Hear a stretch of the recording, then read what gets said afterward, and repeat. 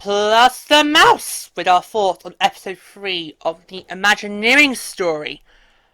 Oh wow. Okay. I was so not prepared for this one. So, episode 3 is called the Midas Touch, and the topics that get covered in this episode include Michael Eisner and Frank Wells' takeover of the company, with the addition of the Disney Mgm Studios, the building and initial failure of Euro Disneyland, which of course is Disneyland Paris, and Wells' tragic death, and it really is tragic. So a lot to get through. So let's start with the takeover. So we ended episode 2, of course, with so many different takeover bids happening left, right, and centre, and it was like, oh, what's happened here?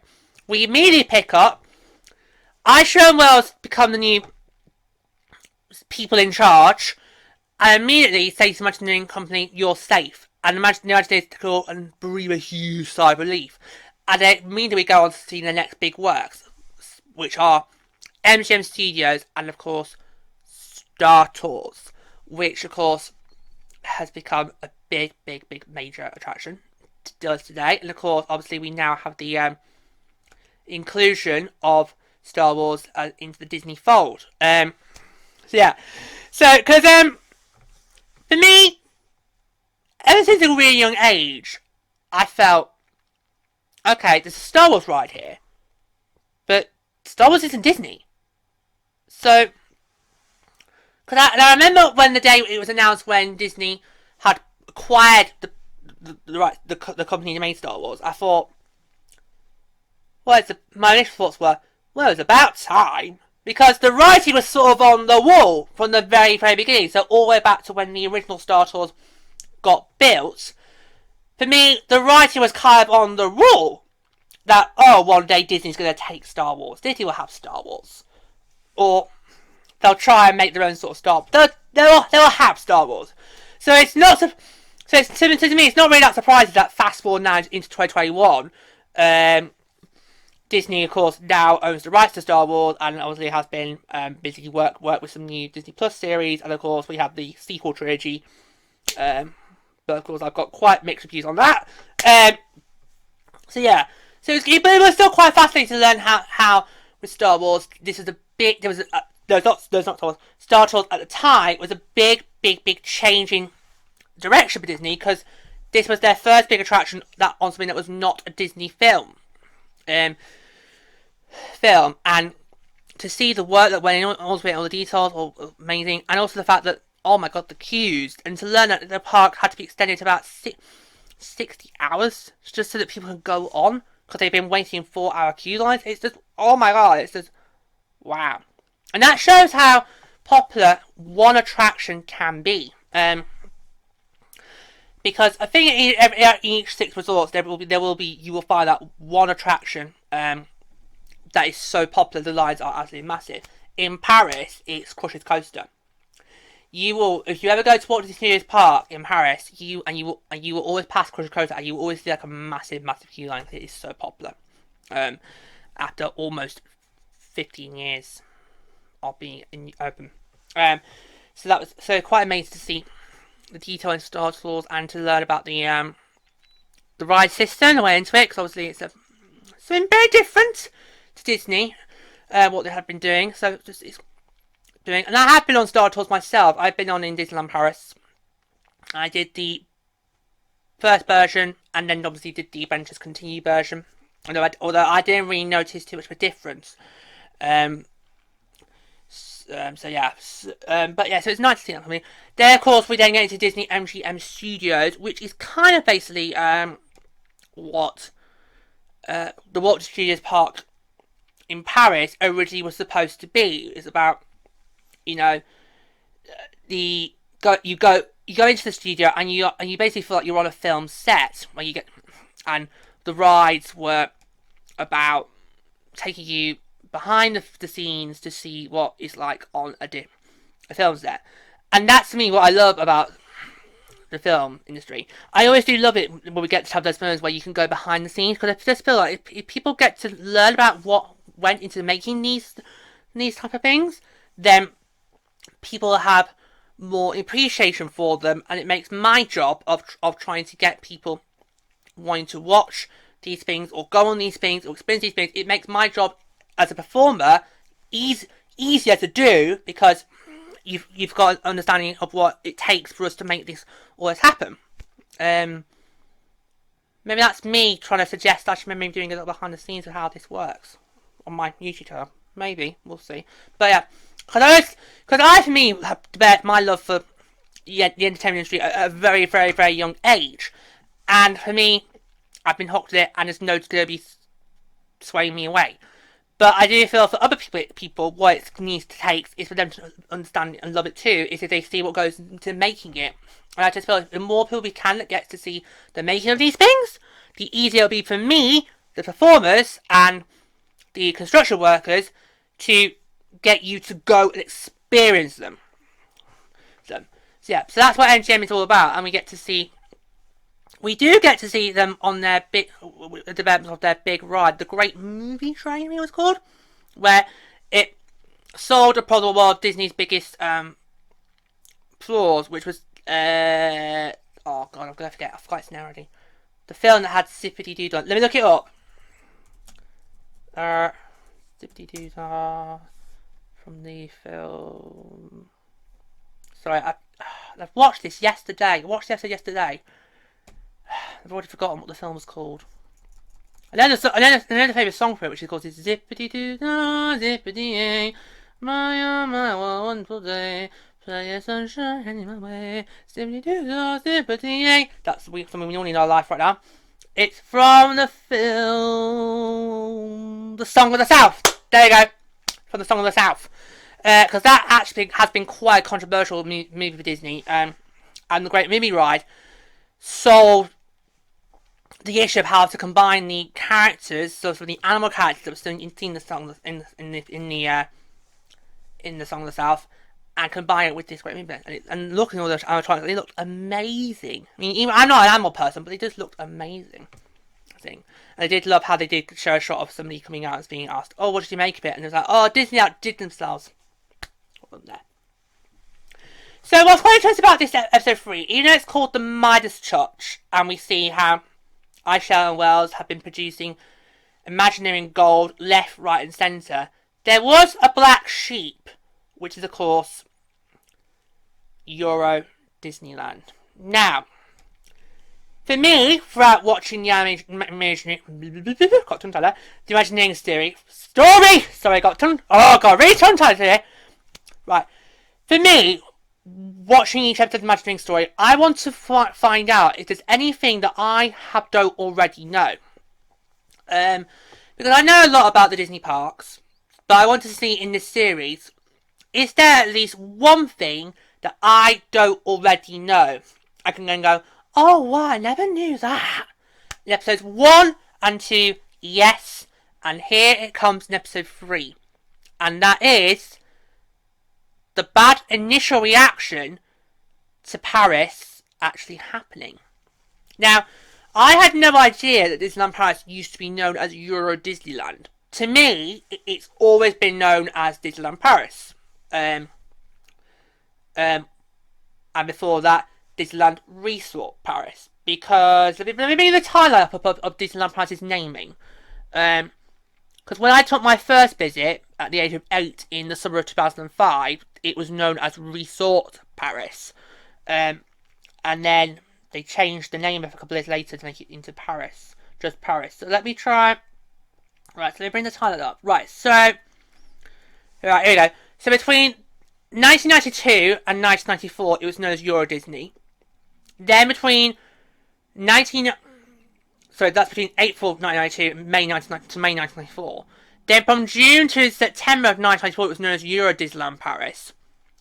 Then from the 1st of October 1994 to the 15th of March 2002, it was known as Disneyland Paris.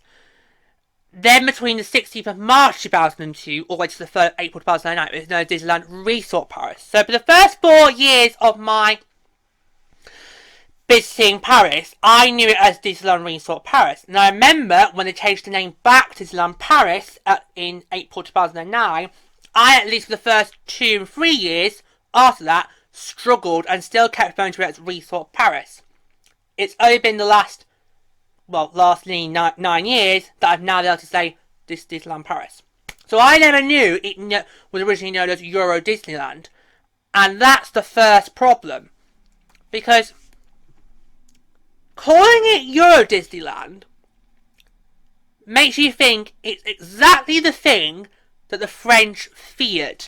Which was, okay, here comes Disney. They're going to put a theme park on our land. And they're going to take away some of our culture. Because the one thing you need to know about the French is they love their culture. They pride on it. And the beauty of the French is, if they can smell something that is good, if they get a whiff of something that is going to take away their culture, they will come at it like a pack of wolves and will do their very best to revolt against it. And what was quite shocking for me, and I had my hand over the mouth here, of seeing when they made the announcement of Euro Disneyland, Iceland was getting pelted by rotten eggs. I was like, oh my god. And some of their signs, I just like, oh my god. I had no idea it was that bad. Because Paris today is now one of Europe's most visited theme parks. But the fact it had a very murky beginning is just wow. And I think the people in Eisner and Wells, I think they are to blame. Because I think they saw it as, oh, we're bringing this land to Europe. So all the beauties and the wonder you get in Florida, we're bringing those to Europe. Well, here's your problem. If, like me, you have been a seasoned traveller of Paris for well over nearly 2 decades, you will very well know it's nowhere near the size of Florida. So, why did they treat it as if you're in Florida? Because they're not charging the same prices to go to in the opening days. They ended up charging the same prices in Paris as it would be to go to Florida. But it's nowhere near worth the price. It's nowhere near worth that for goes in Florida. In Florida, you've got about 6 parks. In Paris, you've got 2. It's nowhere near that worth. It's still not good today. The prices. It really is not good. You know, they just were not ready, or I don't think, unlike in what we saw in the previous episode with Japan, where they got a good rapport with the Japanese and actually realised what the Japanese wanted and all that, with Paris, it's like the opposite happened, and they didn't strike up a good relationship from the get-go. They didn't work out what to do or what the French might like to have. And in fact, Paris' Disneyland Park is pretty much near identical to what you get in the main park in Disneyland. A lot of Disneyland Paris' Disneyland Park rides are exactly the same as they are in Disneyland, California. So if you want to find anything that's new, you would have to go to Walt Disney Studios Park, which at this point in the Imagineering Story is still not built yet. We haven't reached that yet in the Imagineering Story. I hope we do, because that has been on a massive journey throughout the last 2 decades. We'll see. But focusing on just the opening. Yeah. So yeah, and I have always felt we in Paris have always been considered as sort of like the black sheep, and treated badly by the company. But that's not our fault. That's how we were designed. Okay? So don't blame us. Blame the people that designed it. You know? Because they were thinking, oh, it's simple. We'll just take what worked in Florida, and we'll move it across to Europe, into France, into Paris. We'll just put it there, and the French will understand it. That's not what happened. Okay? Because you had to have a whole new language to understand, and you just didn't understand a whole new culture, and you just basically put what was the French part was American fast food slap bang into the French cultural zones. So yeah. Anyway, there are some nice things to talk about because we do get to see the initial constructions of Paris. So the castle, and we get to see about how with Fantasyland and Discoveryland, they made it very, very clear on their Star Trek. No, not Fantasyland. Frontierland and Discoveryland. That's it. So Frontierland and Discoveryland, the Star Tracks of each land were. So Frontierland was Big Thunder Mountain, which less about that the better. Better. Oh, right, long story short, because I've already covered this on Disneyland and Me. So if you want to hear the whole story, go and watch that episode. I'll put a link to it. So the long story short, I got took on this ride by my family when I was on my first visit, 8 years old, and they were making it like, oh, it's great, train ride, all that, for all that. And when I came off it, I was literally traumatized because I generally felt, oh my god, I nearly died. Because the fundamentally, it's pretty much this way, that way. You literally do feel like at one point you get out of the carriage. You really do. So that's that. And Discoveryland, they made the Star Tracks as Orbitron, which I've not been on. But it's a stunning piece of work. It really is stunning. It's a massive centerpiece, and you cannot miss it from when you walk into Discoveryland. Now, what I do have always about our Discoveryland is how it's not like Tomorrowland and American parks, where they focus on the future in space. We focus on the future by exploration. So we have the steampunks, which that design is brilliant. Yes, we have got our own Star Tours in Discoveryland, and yes, we do have a space ride in the form of Buzz Lightyear in Discoveryland, but the theming of it, and of course, our version of Space Mountain is now known as Hyperspace Mountain. Don't ask. So yeah, so on the inside, a lot of attractions are space speed. On the outside, the theming is all about discovery and exploration, and that's what I really love the most. So yeah, so the episode ends with the tragic death of Frank Wells, and it is tragic. Oh my god! So he was 62, and he sadly passed away instantly in a helicopter crash that went wrong, and it is so tragic. And you do see a clip of Ishok giving a little speech. You can see he really is struggling to get through the speech because you can clearly see he's not just lost a business partner and like a co-chief.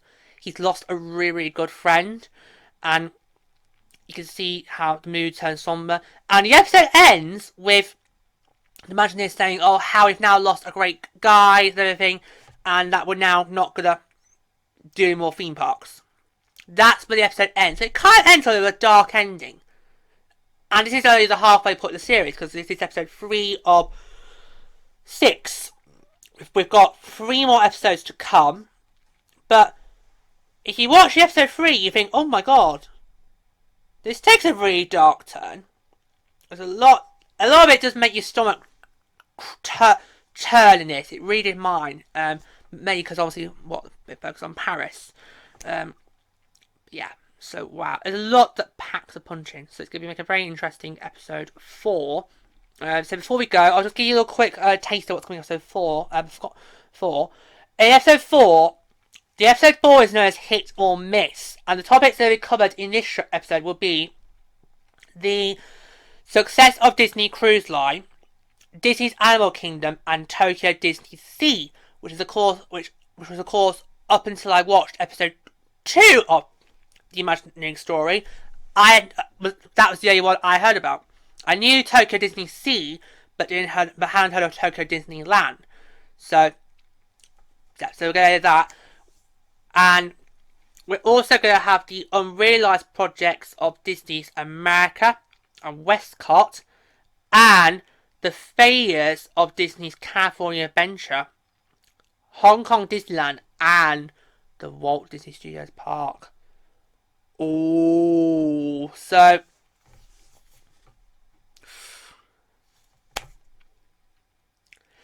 Imagineering Story is not doing a good job of trying to promote Disneyland Paris, is it? It's a good job I've got you, Disneyland and Me, to help you do that. You know, through our shorts on Tumblr and the main show and opinions on the YouTube. So yeah, so here you watching the Imagineering Story thinking, oh, it's not good in Paris. No, Paris is great, but they're clearly focused on the bad bits. But there's so many good bits that have made me fall in love with that place and just want to visit it year in, year out. I would practically, if oh god, give me a second.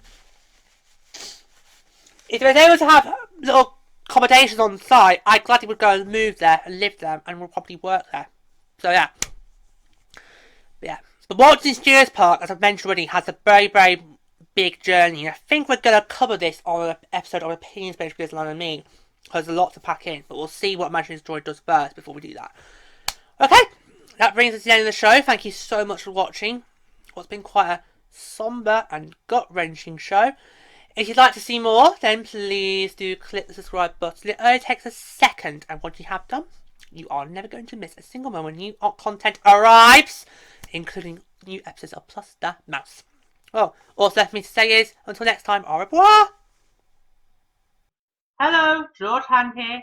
Please make sure you subscribe to my channel to stay up to date with all my latest videos.